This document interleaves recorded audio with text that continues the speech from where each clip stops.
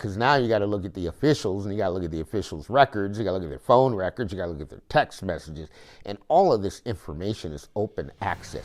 You can try to go get it as an individual, they'll tell you no, but if the FBI comes in and they knock on the door and they want the information, they want the records, AT&T, Verizon, you name it, T-Mobile, they're giving up every single text message you made for the last 10 years. They're gonna have your records.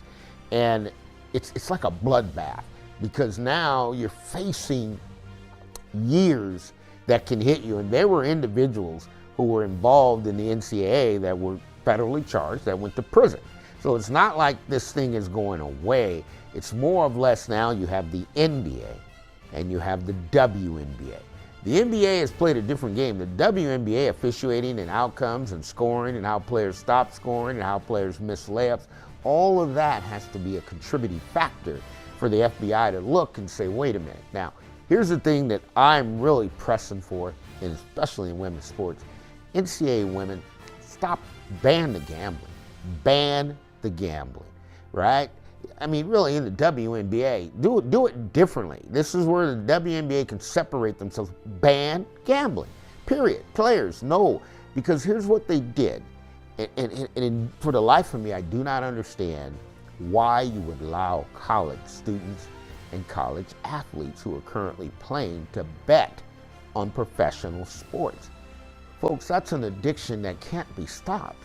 And now the reason is the athletes are targeted because they have NIL money. There was nobody targeting athletes for betting. Sure, there were bettors or people who would take bets around the college campus, but now they're targeting and they're saying NCAA athletes, you can bet on professional sports. Was anybody realize that the SEC athletes will turn pro in the NFL? Has anybody realized the SEC athletes will turn pro in the WNBA and they still have friends and relationships and they're involved in what's going on? And this is like common knowledge. Folks, I can tell you this, when I had my 21st birthday and I came up in life for 18 as in life, you know what they offered me? They offered me a Budweiser beer. Congratulations, you're old enough, you can have a beer. The youth today, they bypass the beer. They're drinking the highest brand of tequila you can find. And for them, with that type of money, they'll drop $20,000 on a game. Before you know it, you've lost $500,000, folks. This thing is going to get out of hand.